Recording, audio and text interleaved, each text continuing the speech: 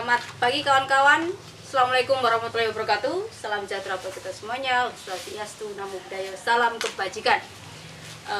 Selamat berjumpa lagi dengan acara podcast Jaringan Demokrasi Daerah Yogyakarta. Nah, pada kali ini kita akan mengambil satu tema yang banyak orang membicarakan. Bahkan ketika membicarakan tema ini orang selalu antusias, ya. Bahkan mungkin juga merasakan, menerima, gitu. Tetapi tidak sadar bahwa apa yang dia terima dan dia bicarakan itu sesuatu yang melanggar aturan. Nah, pada siang hari ini kita akan bicara terkait dengan money politik. Tadi saya matur bahwa itu sesuatu yang sering kita bicarakan, bahkan ada dalam setiap proses pemilu sampai hari ini. Nah, sudah hadir bersama kita, beliau adalah Pak Najib, Ketua Presidium Jaringan Demokrasi Daerah Yogyakarta. Selamat sore Bapak. Selamat sore Mbak Rani. Ya, ini gimana nih Pak kabarnya pada sore hari ini di situasi pandemi saat ini? Aktivitas apa yang kemudian Bapak lakukan untuk ya bicara tentang kontribusi kita dalam dunia demokrasi di daerah Yogyakarta? Iya, jadi DIY tetap memberikan kontribusi untuk mendorong kualitas demokrasi di Indonesia. Khususnya kalau DIY ya fokusnya 3 pilkada yang sedang berlangsung di Jogja gitu ya. Tentu sebagaimana kemampuan yang bisa kita lakukan sebagai bagian dari masyarakat sipil. Yang pertama pasti kami ingin membantu mengedukasi masyarakat agar kemudian bisa menjadi pemilih yang baik, yang cerdas dan sekaligus juga bisa ikut mendorong integritas pemilu di Jogja ini. Kepada para penyelenggara pasti kita juga punya komitmen untuk melakukan advokasi, untuk kemudian mendorong agar pilkadanya bisa dilakukan dengan baik sesuai dengan aturan main. Nah, ini Pak, tadi kan komitmen jadi seperti itu untuk pemilu kada, terutama pemilu kada di daerah Yogyakarta ya. Yep. Nah, setiap event, setiap peristiwa pemilu sampai hari ini kok kata-kata money politik gitu ya, politik uang itu tetap ada. Tetap itu menjadi bagian yang menurut saya kok tidak terpisahkan, padahal itu jelas melanggar aturan gitu ya, bahkan juga merusak demokrasi.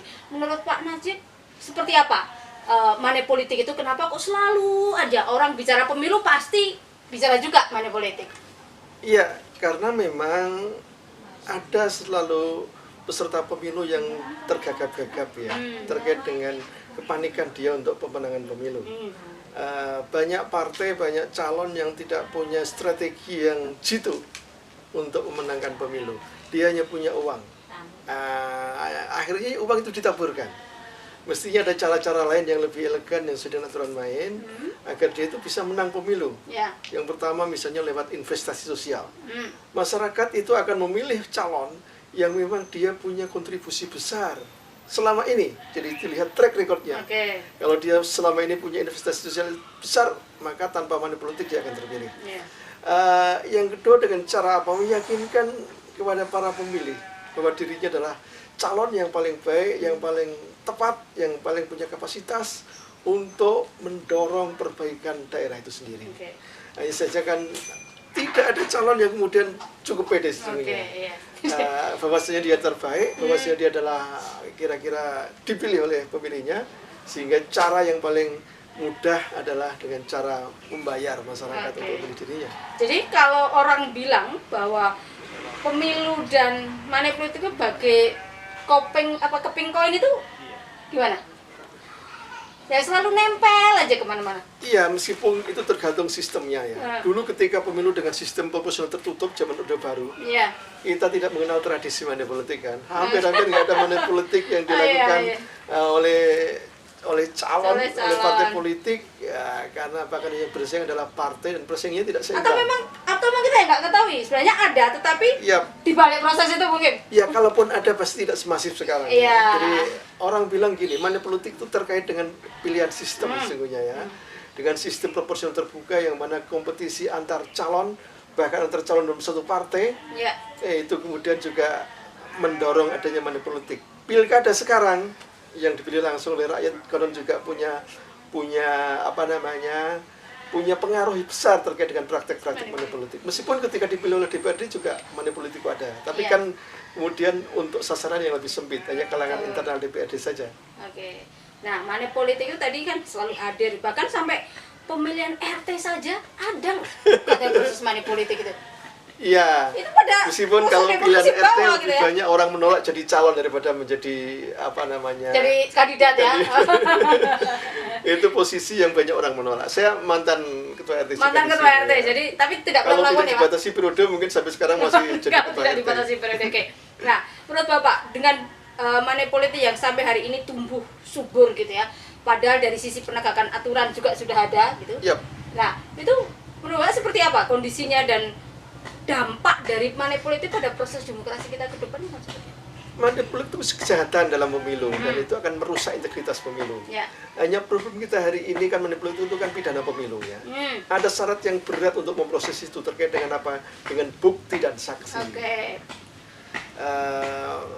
Ketika saya dulu di Bawaslu DIY, indikasi nuansa money politik itu kuat sekali ya. Beberapa kasus sempat kita proses dan kita mengindikasikan kuat nuansanya money politik. Tapi karena gagal terkait dengan soal penemuan bukti dan saksinya itu, maka membuat proses itu tidak berlanjut. Oke. Kesulitannya pada penemuan bukti dan saksi. Kira-kira saksinya tidak berani bersaksi karena mungkin menyangkut orang penting atau memang teman-teman penyelenggara pemilu kesulitan menemukan saksi yang memang dia mengetahui betul? Alasannya dua hal ya. Yang pertama, yang namanya money politik itu masif, jumlah pengawas kita sangat terbatas. Fakta hari ini tidak ada praktek money politik ketika ada pengawasnya. Nggak mungkin orang mencuri itu ada polisi, itu kan mungkin. Sehingga itu kan pasti sembunyi-sembunyi. Dengan begitu maka sangat sulit bagi pengawas untuk menemukan fakta pelanggaran di lapangan. Pengawas berharap pada siapa? Pada masyarakat untuk melaporkan. Hanya masalahnya problem kita hari ini adalah terkait dengan pelindungan saksi. Banyak saksi yang kemudian diintimidasi, kemudian dia kapok tidak berani melaporkan karena risiko yang hidup itu sangat berat. Pengalaman dari proses-proses yang sebelumnya ya, bahkan ada proses yang pernah terjadi di KPU di Bawaslu DIY ya, ada saksi pelapor yang kemudian mendapatkan intimidasi dari seseorang itu ketika dia melaporkan ke Bawaslu DIY. Bahkan di depan kantor sebuah lembaga negara itu bisa terjadi kekerasan apalagi di tempat lain. Nah, melihat begitu peliknya, begitu susahnya kita bicara penegakan terkait dengan money politik itu sebagai jaringan demokrasi yang kemudian memang konsen pada isu kepemiluan, nah, salah satunya adalah money politik. Harapan atau sebenarnya apa sih yang harus dilakukan negara gitu dan penyelenggara pemilu mungkin untuk memastikan agar praktek-praktek money politik ini ya berkurang lah, tidak kemudian justru menjadi bentuk yang berbeda, karena kan ini juga berproses ya Pak, bentuknya kan menjadi berbeda sesuai dengan kebutuhan. Sangat benar sekali. Jadi yang namanya pelanggaran pemilu itu kan mengalami mutasi ya, mengalami pencanggihan gitu kira-kira ya. Terus berubah terkait dengan modusnya. Dan itu semakin menyulitkan bagi pengawas dan bagi masyarakat untuk menemukan fakta pelanggarannya. Ada 3 cara yang ditempuh oleh negara, yang bisa ditempuh oleh negara. Iya, terkait dengan penegakan hukum itu. Yang pertama adalah terkait dengan struktur hukumnya, ya. Maka harus dipastikan ini para aparat penegak hukum, polisi, jaksa itu punya perspektif yang sama, yang progresif terkait dengan penindakan money politik. Pengalaman kita selama ini kan kita punya hambatan terkait dengan soal itu. Membangun perspektif yang sama, 3 pihak antara pengawas, polisi, dan jaksa itu sesuatu yang tidak mudah. Salah satu tidak sepakat, maka tidak bisa berlanjut proses hukumnya. Yang kedua terkait dengan soal kultur hukum. Harus dikondisikan masyarakat kita ini juga aware terhadap isu-isu itu ya. Karena apa? Karena rusaknya pemilu, rusaknya demokrasi itu karena akibat juga money politik. Kalau masyarakat menolak money politik, saya rasa itu adalah kontribusi luar biasa. Masyarakat menolak. Ya, masyarakat menolak. Yang ketiga adalah terkait dengan substansi hukumnya ya. Undang-undang pemilu itu lemahnya kan di sisi penegakan hukumnya. Nah, ini yang harus kemudian diperbaiki agar kemudian nggak ada kesulitan bagi para pihak untuk memproses penanganan itu. Ya, mungkin terakhir di 2020 di DIY akan ada 3 tempat yang melakukan pemilu kada. Nah, harapan jaringan demokrasi itu agar kemudian proses money politik ini tidak terjadi di 3 wilayah dan menjadikan proses pilkada di 3 wilayah ini betul-betul sesuai dengan pendapat rakyat, kemudian rakyat juga berkontribusi, itu seperti apa? Ya pasti yang pertama yang harus mengambil peran adalah pasangan calon dan para pendukungnya ya. Karena itu adalah aktor yang menjadi subjek pemberi gitu kira-kira ya. Kalau yang beri nggak ada kan tidak akan terjadi proses itu. Ya kalau ada politik biaya politiknya akan rendah kan. Semuanya akan untung, nggak harus melakukan uang banyak-banyak. Yang kedua pasti kita berharap pada masyarakat sendiri untuk berpikiran jangka panjang.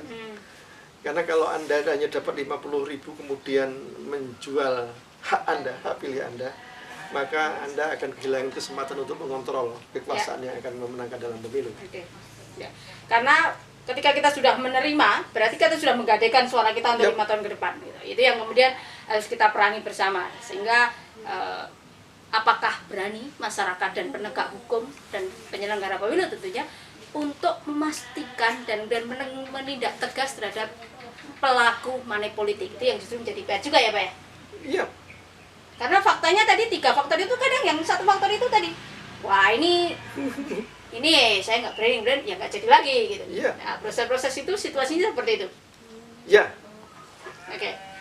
Jadi itu adalah sesi kita diskusi terkait dengan money politik. Teman-teman semuanya, sampai berjumpa di podcast Jaringan Demokrasi DIY selanjutnya. Terima kasih Pak Najib atas waktunya yang sangat luar biasa pada sore hari ini, dan tentu saja mari kita bersama-sama memerangi money politik di Pilkada 2020 daerah versus Jakarta, dan salam merdeka. Demokrasi. Salam demokrasi.